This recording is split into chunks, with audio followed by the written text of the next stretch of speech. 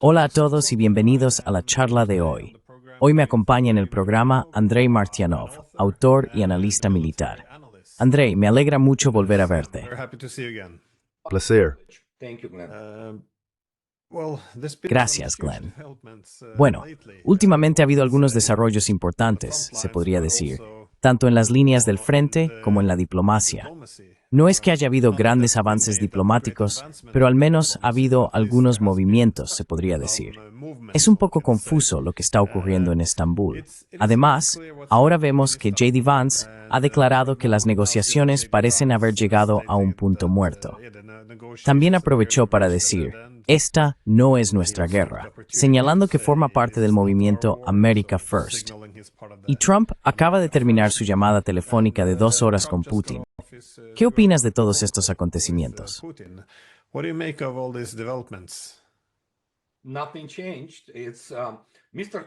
Nada ha cambiado. Al señor Trump se le ha explicado el marco general. El señor Putin salió después de eso y en 3 minutos lo explicó todo, que era el punto clave. Por supuesto, los rusos pronto tendrán ampollas en la lengua de repetir esto una y otra vez hasta que se eliminen las causas de raíz. No habrá alto el fuego ni cese de las hostilidades. Así que sí, eso es lo que el señor Putin declaró al señor Zarubin y al grupo de prensa en Sochi. Acabo de terminar de escucharlo por segunda vez. Y sí, está cansado. Está cansado de explicarle a Donald J. Trump que él es parte de la guerra. Estados Unidos es un beligerante principal. Estados Unidos es la fuente de la operación militar especial.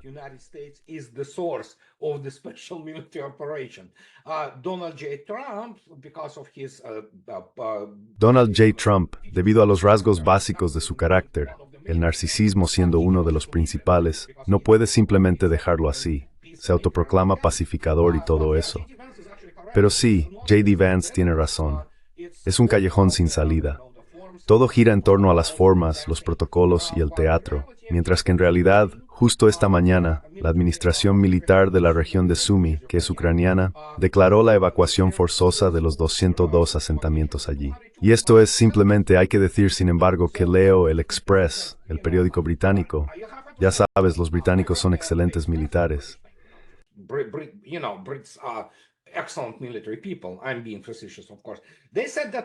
Estoy siendo sarcástico, por supuesto.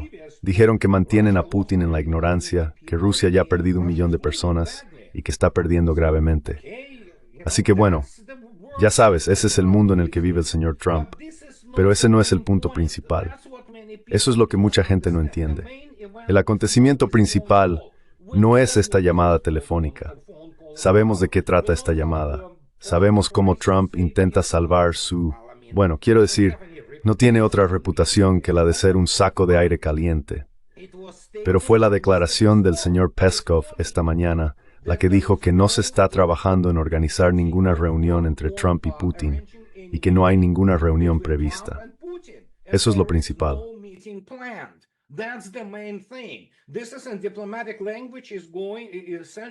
Esto en lenguaje diplomático básicamente significa vete a freír espárragos. Eso es lo que es. Y hasta que Donald Trump le pregunte, por ejemplo, a Sebastián Gorka, quien afirmó hace 2 días que la reunión es inminente, ¿cómo demonios esa gente sigue en su administración? Todos esos aficionados militares como Kellogg y todos esos pseudo generales y demás, se rodeó de esa gente.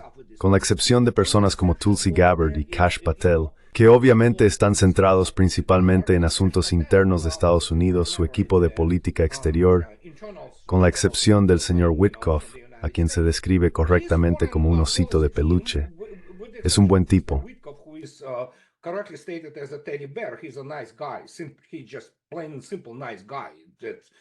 Es simplemente un tipo sencillo y agradable. Es un desastre. El tipo está repitiendo su primer mandato, está rodeado de neoconservadores, ellos le dan órdenes, no tiene ni idea sobre el ejército, no tiene ni idea sobre operaciones, y como resultado, es él quien permanece ajeno a todo. Y de nuevo, cuando tienes a personas como Kellogg, a quien no se le permitiría comandar un batallón en el ejército ruso, ¿qué esperas? Y lo estamos viendo. Y el señor Putin hoy de nuevo, durante 2 horas le explicó, o hacemos los arreglos a una escala mayor que sean un modus vivendi entre Estados Unidos y Rusia, Y Ucrania ni siquiera es el tema principal en esta agenda.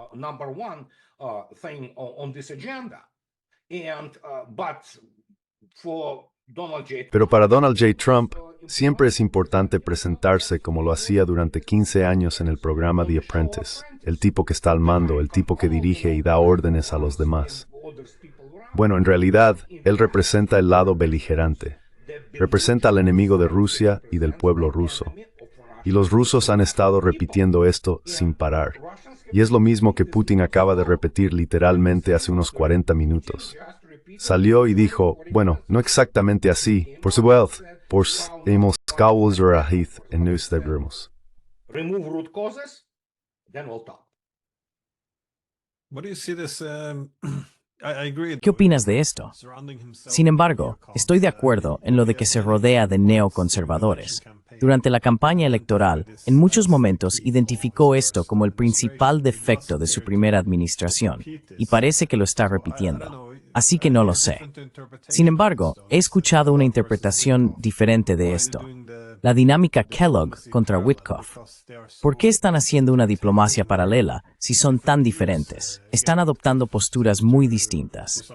De nuevo, Witkoff parece, en cierta medida, reconocer dónde están las líneas rojas de Rusia, mientras que Kellogg aparentemente está repitiendo la Segunda Guerra Mundial, dividiendo las cosas en esferas de influencia. Además, parece estar preparando toda la diplomacia para el fracaso y arrastrando a Estados Unidos más profundamente en la guerra.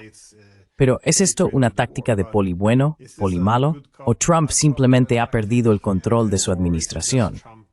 Y supongo que más importante aún, ¿sabes cómo está interpretando todo esto el liderazgo ruso?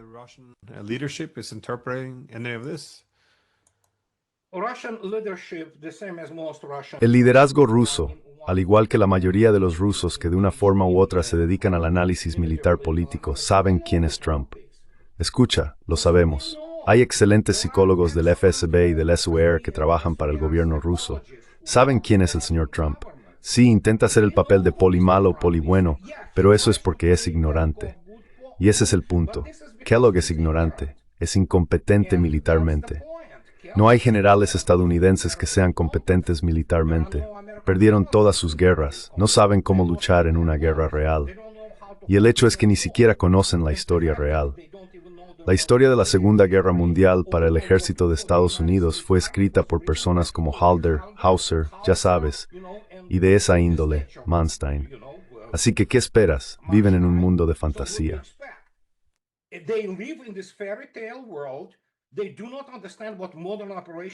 No entienden en qué consisten las operaciones modernas. No lo hacen. Quiero decir, no sé qué les enseñan en sus academias de Estado Mayor y de mando. Lo mismo ocurre en Europa. Literalmente no tienen ni idea. Y como resultado, tienes esta situación. Y sí, Trump volvió a perder el control de su administración en el ámbito de la política exterior. Y nunca fue bueno en eso. Cualquiera que crea que él escribió su libro, El arte de la negociación, que fue escrito por otra persona, tengo noticias para vosotros. Su verborrea. Yo no soy hablante nativo y hablo mejor inglés que él. Al menos conozco más adjetivos que son sinónimos de hermoso o maravilloso. Puedo explayarme un poco más en eso, ya sabes. Así que ahí lo tienes.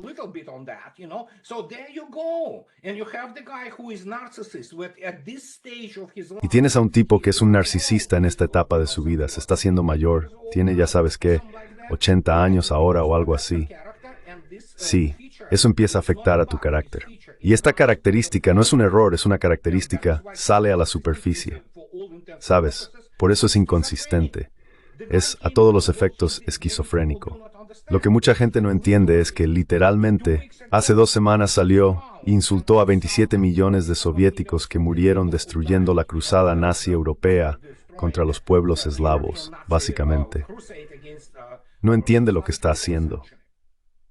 Piensa que porque puede hacer esas declaraciones grandilocuentes, que siempre ha hecho, y porque sabe básicamente cómo estafar en el sector inmobiliario o en el mercado de Nueva York, eso le convierte en un gran estadista.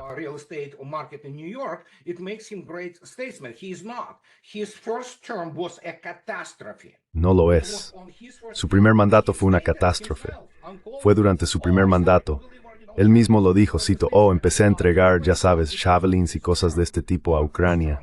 Bueno, fue durante su primer mandato cuando Ucrania de facto se convirtió en un miembro casi pleno de la OTAN, con la excepción del artículo 5. Punto. Eso es lo que hizo. Y ahora tenemos a un tipo que, en realidad, si siente que está perdiendo en sus momentos de lucidez, tiene esta idea de que todas las cartas están en su mano. Bueno, ha tenido, 4 meses ya para detener la guerra. No lo hizo. Así que ahí lo tienes. Todo se juzga por las acciones. Y sí, es simplemente patético, sinceramente, observar esto. Es increíble.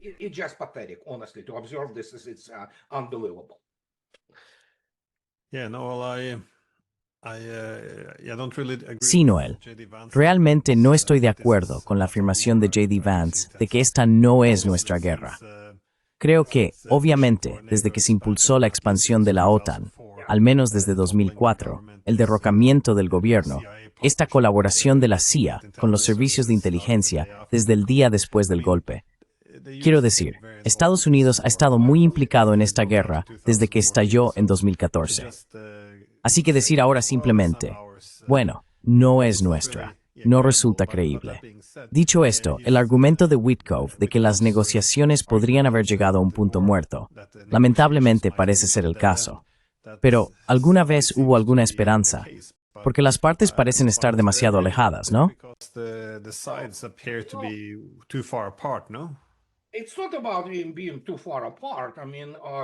No se trata de que estén demasiado alejados. Quiero decir, como ya he dicho, los rusos tenemos ampollas, yo incluido, en la lengua. Es decir, para el pueblo ruso, étnica y culturalmente, y para Putin, Lavrov, Medvedev, Patrushev, la lista sigue y sigue. Todos los objetivos de la operación militar especial, que son principalmente objetivos políticos, es decir, la desmilitarización y desnazificación de lo que quede de Ucrania, se lograrán. Así de simple. Y fue el propio señor Putin y el propio Medvedev quienes hasta Ford, sin lugar a dudas, sí, la eliminación de esta amenaza de Ucrania será parte de la desnazificación.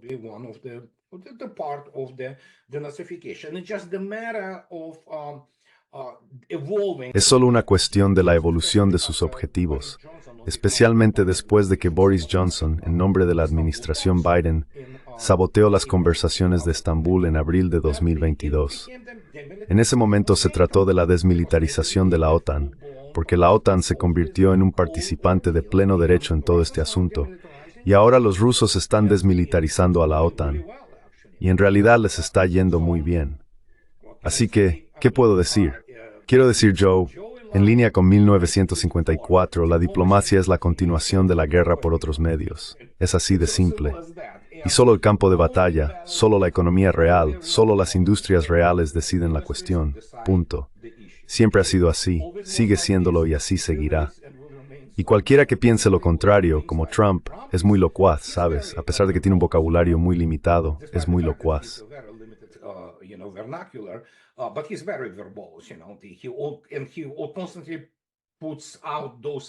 Y constantemente publica esos comunicados desde su, lo que sea, Truth Social o cualquier red de libertad. Quiero decir, de verdad, el presidente de los Estados Unidos, el presidente de una superpotencia, debería comportarse en consecuencia. Pero no. Tenemos todo este espectáculo. Es un espectáculo, pero sin ninguna sustancia. Es completamente vacío. Y como resultado, Vladimir Putin ya le dijo hoy lo que había que decir. Y también tenemos al señor Peskov, que de hecho, Putin ayer, antes de la conversación, ya lo había declarado, lo repitió, y esto se repetirá una y otra vez, las causas de raíz. Si no se abordan esas causas de raíz, Ucrania dejará de existir. Así de simple. Los rusos no tienen prisa, están en una posición muy buena, así que pueden tomarse todo el tiempo que necesiten.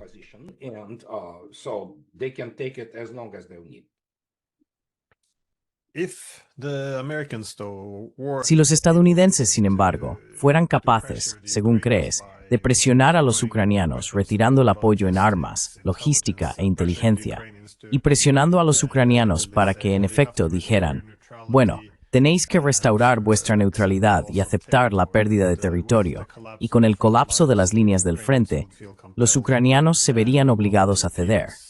Y, bueno, los europeos puede que ni siquiera necesiten su consentimiento. ¿Cómo ves la posibilidad de que Rusia esté dispuesta a llegar a un compromiso?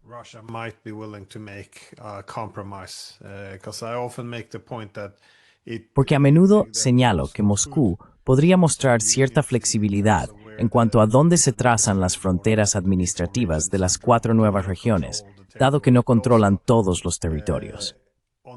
Sobre la cuestión, por ejemplo, de la neutralidad, ¿es un sí o un no? Esto está claramente grabado en piedra. Pero, por ejemplo, con la desmilitarización de Ucrania, siempre se puede debatir hasta qué punto. Parece que ahí hay cierto margen para la negociación. ¿Qué crees que estarían dispuestos a ceder los rusos si consiguieran este acuerdo de neutralidad y la aceptación de que estos territorios son ahora rusos?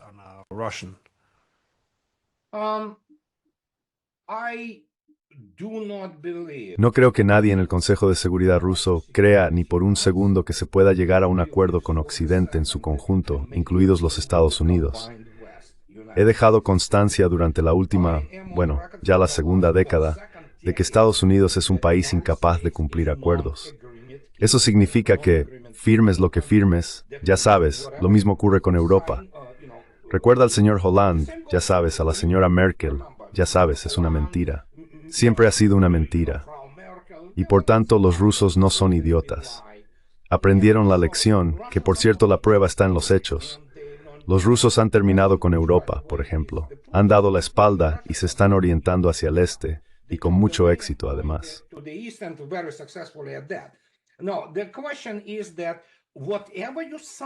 Ahora, la cuestión es que cualquier cosa que firmes con Occidente Unido no vale ni el papel en el que está escrita. Mira el tratado INF, mira el tratado ABM, no importa.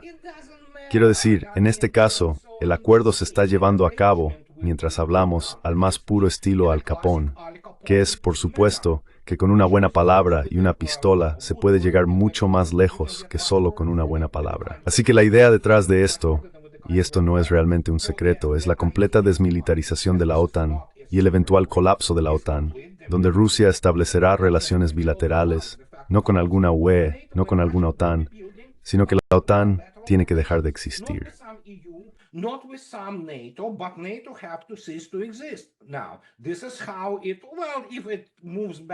Ahora, así es como están las cosas.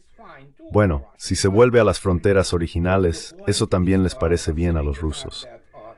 Pero la cuestión es que, teniendo en cuenta el declive económico al que se enfrenta Europa por la falta de recursos y especialmente de recursos energéticos, los rusos no son idiotas. Saben calcular y contar. Y como resultado, Estados Unidos tiene que largarse de Europa, algo que ya está ocurriendo en cierto modo, especialmente ahora, que se está batiendo retirar todas las tropas para 2028. No por buena voluntad, no por la bondad de Estados Unidos, sino por la falsa capacidad para mantenerlas allí.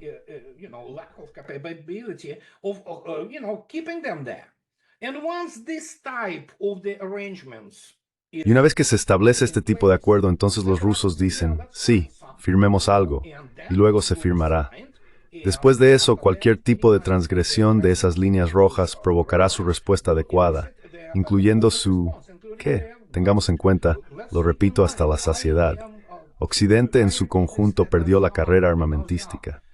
Y no fue solo en algún ámbito, la perdió en general, de manera total. Y estamos viendo lo que repito de nuevo, que es parte de la estrategia de los rusos ahora, especialmente si observamos el desarrollo y la dinámica del complejo militar industrial, por ejemplo, que consiste en mantener a Occidente en su conjunto por detrás de Rusia por una o dos generaciones en cuanto al desarrollo de nuevos sistemas de armas y métodos de combate.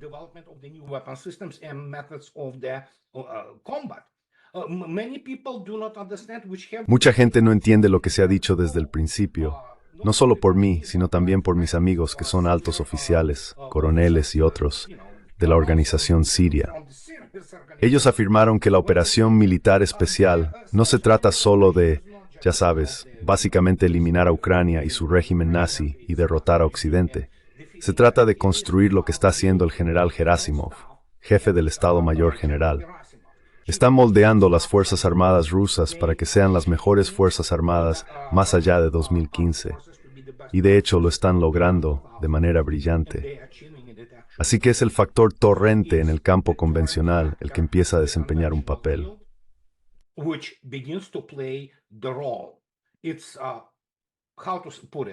Es, como decirlo, algo así.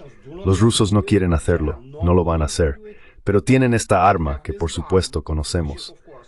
Ahora mismo hay 700,000 soldados rusos en la reserva. ¿Qué son 700,000 soldados en la reserva? Es esencialmente 2 grupos de ejércitos, en realidad 3. Entonces, ¿pueden ir a la frontera con Polonia si es necesario? Absolutamente. Pueden destruir cualquier tipo de instalación militar en Polonia. Finlandia, que es el nuevo miembro de la OTAN, si Dios no lo quiera, la OTAN decide suicidarse. También, absolutamente. Por eso se ha restablecido el distrito militar de Leningrado.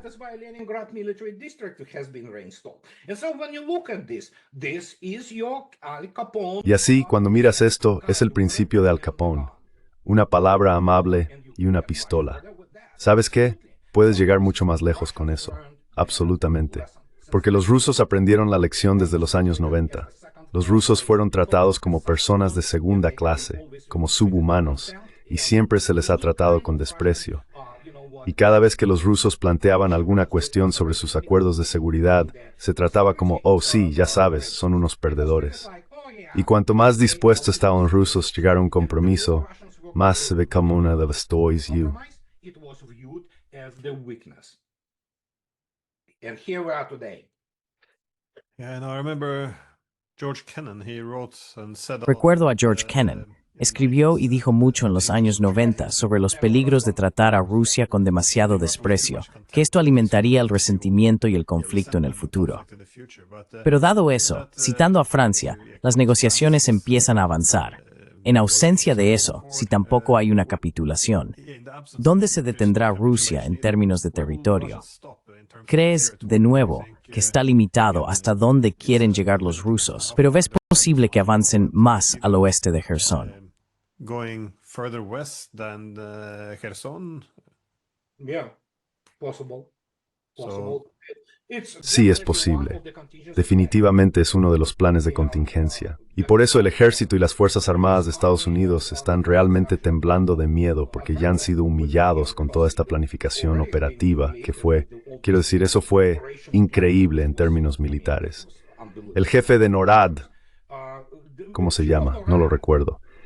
Hace una semana sale y dice que si los rusos siguen avanzando, eso requerirá, bueno, podría implicar la participación del ejército de Estados Unidos y la OTAN. ¿Con qué? ¿Cómo piensas siquiera luchar contra eso? Pero aún así, eso te dice que esas personas, bueno, sinceramente, no son buenos militares. Son principalmente canales de políticas, y eso es lo único que hacen. Y a los rusos no les importa. Estados Unidos no tiene recursos para librar una guerra real, y Europa tampoco. Especialmente Europa. Europa es sencillamente un tigre de papel.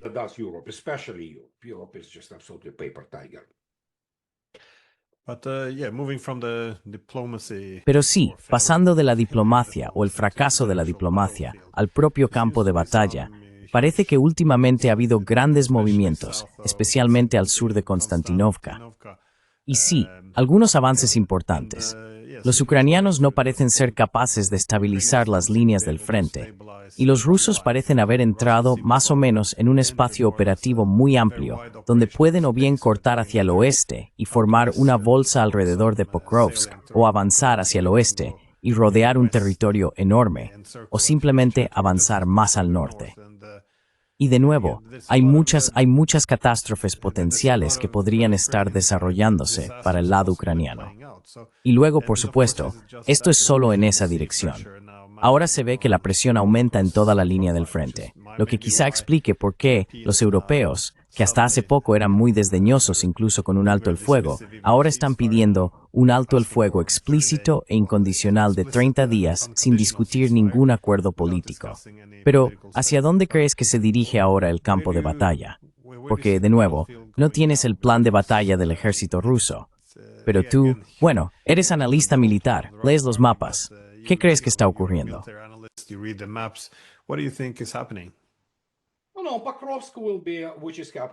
Bueno, no, Pokrovsk será lo que está ocurriendo ahora mismo. Hay dos, es un eje operativo conjunto, Konstantinovka y Pokrovsk. Así que los rusos encontraron la brecha allí, lo cual era de esperar. Y ahora Pokrovsk está siendo rodeada por el norte, lo cual es natural. Será un caldero. Los rusos no están entrando en Pokrovsk con toda su fuerza. La van a estrangular. Permitirán que simplemente permanezca allí hasta que la situación sea absolutamente intolerable. Y entonces dejarán una apertura táctica en el lado occidental. Permitirán que las unidades y formaciones que queden allí intenten escapar. Mientras escapan, serán eliminados. Pero en general, si miras el frente, es una división clásica. Han puesto lo que queda de las Fuerzas Armadas de Ucrania en la división, que es imposible de mantener.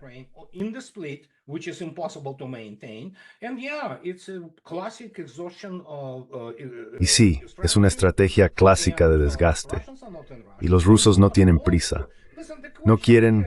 Escucha la pregunta aquí que he planteado correctamente yo y muchos otros expertos militares serios, mis colegas y amigos de hecho, es ¿qué vamos a hacer? Preguntan, con 200.000 prisioneros de guerra ucranianos. ¿Quién los necesita? ¿Puede Rusia lanzar esta gran ofensiva? Sí. Los rusos han sido capaces de hacerlo desde 2023. No lo hicieron a propósito en absoluto. Quieren este avance lento, agotador, bueno, una matanza, esencialmente. Y la pregunta es, ¿puede Rusia romper, por ejemplo, alrededor de Pokrovsk e ir hacia Slaviansk, Kramatorsk, en una gran ofensiva? Sí. ¿Pero por qué? ¿Para qué?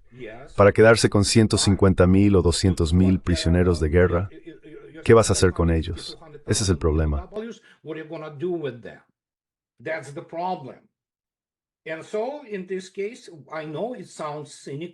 Así que en este caso sé que suena cínico, pero así es como funciona ahora. Y seguirá funcionando así hasta que de repente Occidente decida hacer algo estúpido. Entonces, en ese caso, los rusos pasarán inmediatamente a ocupar por completo la orilla izquierda del Dnieper. Pero por supuesto esto aumentará las bajas rusas, porque siempre que llevas a cabo operaciones ofensivas de esta magnitud, pierdes a más gente. Pero quiero citar a mi buen amigo, el coronel Vladimir Trukhan. Él afirmó en los primeros días de la operación militar especial que Vladimir Putin, le dijo al ministro de Defensa y al jefe del Estado Mayor, literalmente, sois libres en cuanto al tiempo. Usó este término. El ejército ruso quedó desligado del calendario. Hacedlo durante el tiempo que sea necesario. Ahí lo tienes.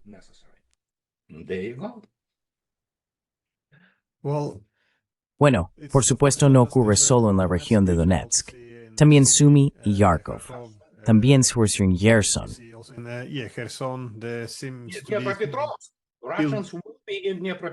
Los rusos estarán en la Dnipropetrovsk en breve, especialmente una vez que rodeen Pokrovsk. Sí. Así que las conquistas se están extendiendo más allá de estas cuatro originales. Ya va más allá, sí. Ya ha ido más allá. Mira Sumy. Y de nuevo hace poco, justo antes de que nos conectáramos aquí contigo, la administración militar de la región de Sumy ucraniana anunció que 202 aldeas, ciudades y pueblos van a ser evacuados por la fuerza. Por supuesto, porque los rusos van hacia allí.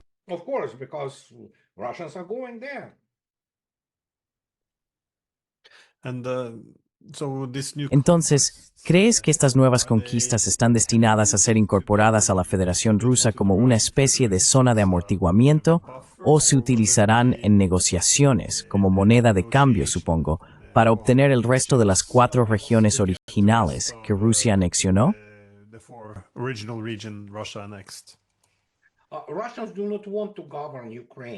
Los rusos no quieren gobernar Ucrania, pero existe una, ¿cómo decirlo?, necesidad de crear una zona de seguridad. ¿Cómo se creará? Esa es otra historia completamente distinta. Y no se trata de una conquista. Los rusos no. Si Rusia buscara la conquista de territorios, cosas de este tipo, hoy tendríamos un panorama completamente diferente. No. Rusia no quiere gobernar a esa gente. ¿Has oído recientemente, al menos en los últimos 8 meses, a Vladimir Putin decir algo sobre pueblos hermanos? Yo ya no lo he escuchado. Simplemente ya no utiliza esa expresión. Ya no son pueblos hermanos. Ahora tienes una nueva nación política que se construye sobre un odio absoluto hacia Rusia.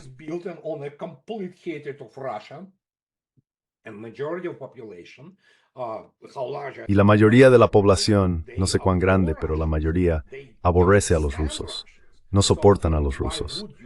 Entonces, ¿por qué querrías asumir esta población en tu balance y alimentarla y, ya sabes, mantener todos los servicios sociales necesarios? No.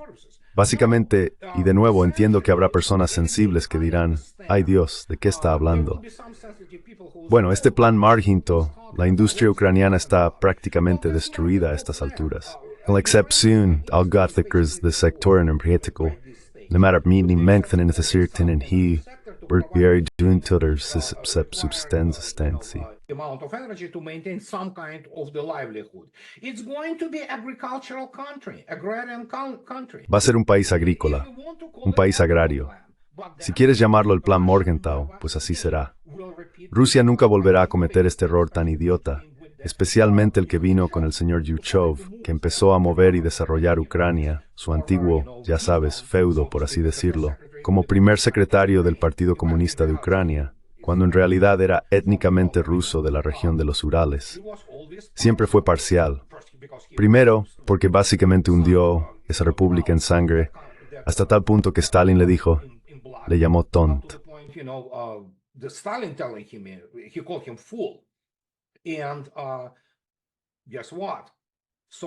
¿Y sabes qué? La Unión Soviética, y especialmente la Federación Rusa, por ponerte un ejemplo, el famoso buró Antonov, ¿vale? Los famosos aviones de carga Antonov. No era un buró siberiano, aunque empezó a trasladarse allí incluso durante la época de Stalin, pero se podían ver tantas fábricas e institutos, todo tipo de cosas, trasladados de Rusia a Ucrania, especialmente durante la época de Khrushchev. Y no olvides quién era Brezhnev, y se llamaba la mafia de Dnipropetrovsk por una razón. Aunque eran étnicamente rusos, en esencia eran personas ucranianas de Ucrania. Y eso ya no va a volver a ocurrir.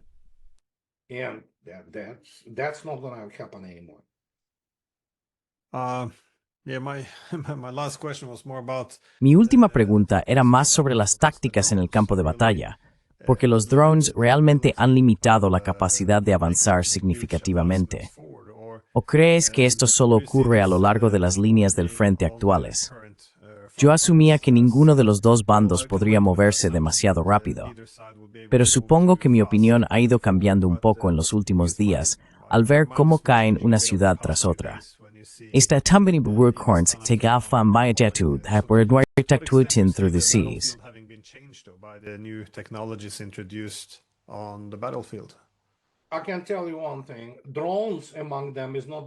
Puedo decirte una cosa, los drones entre ellos no son el mayor cambio. Ya sabes, hay muchos jugadores y todo tipo de personas diciendo, Dios mío, mira los drones. Primero, los rusos ya han introducido tecnologías antidrones. Hay drones que combaten a otros drones. Así que inevitablemente, como se esperaba, porque ¿qué es un dron? Es solo otra iteración del poder aéreo. En este caso es a nivel táctico. Y así se convirtió en otra batalla aire-aire entre drones y contra drones. Así que no es la fuerza principal responsable. La inmensa mayoría de las bajas fue, es y seguirá siendo causada por la artillería, incluyendo lo que se llama sistemas de lanzamiento múltiple de cohetes. Estos son responsables de más del 80% de las bajas.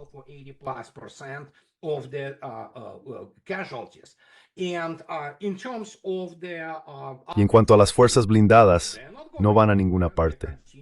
Siguen combatiendo.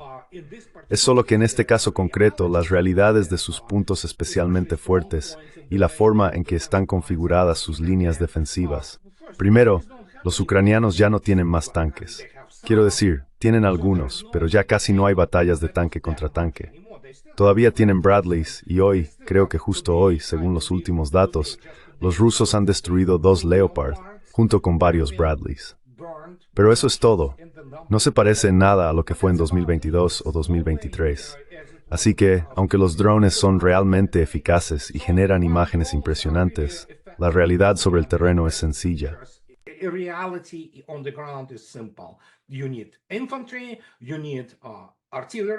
Necesitas infantería, necesitas artillería y sistemas de cohetes, y necesitas por supuesto lo que se llama el RUK, complejos de reconocimiento golpe y reconocimiento fuego, que por supuesto se basan o fundamentan en sistemas de reconocimiento avanzados de primer nivel, incluyendo el reconocimiento técnico que va desde el espacio hasta la Tierra.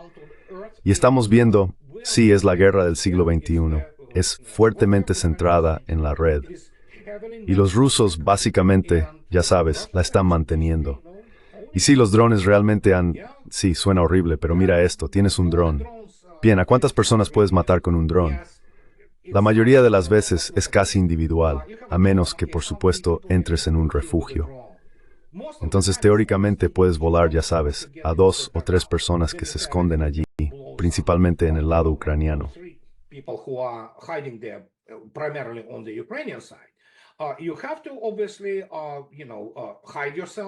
Obviamente, tienes que, ya sabes, esconderte bajo todo tipo de, ya sabes, métodos. Pero la guerra en esencia sigue siendo una guerra industrial, donde el principal medio de impacto de fuego no son los drones. Los drones son solo una parte, y ni de lejos la más grande. Tenemos esto, y cuando salgan los libros blancos, que el Ministerio de Defensa ruso está empezando a compilar poco a poco, obviamente no todos, pero no conoceremos las estadísticas y conjuntos de datos reales. Muchos de ellos están clasificados por una razón, para no dar ideas a la OTAN. Pero sabemos que la defensa aérea manda al final, ya sabes. La defensa aérea domina el campo de batalla y esto se ha demostrado. Y por eso el resto sigue siendo como era, potencia de fuego masiva estándar y una potencia de fuego de muy alta precisión, muy exacta, y fuegos de largo alcance que dominan el campo de batalla.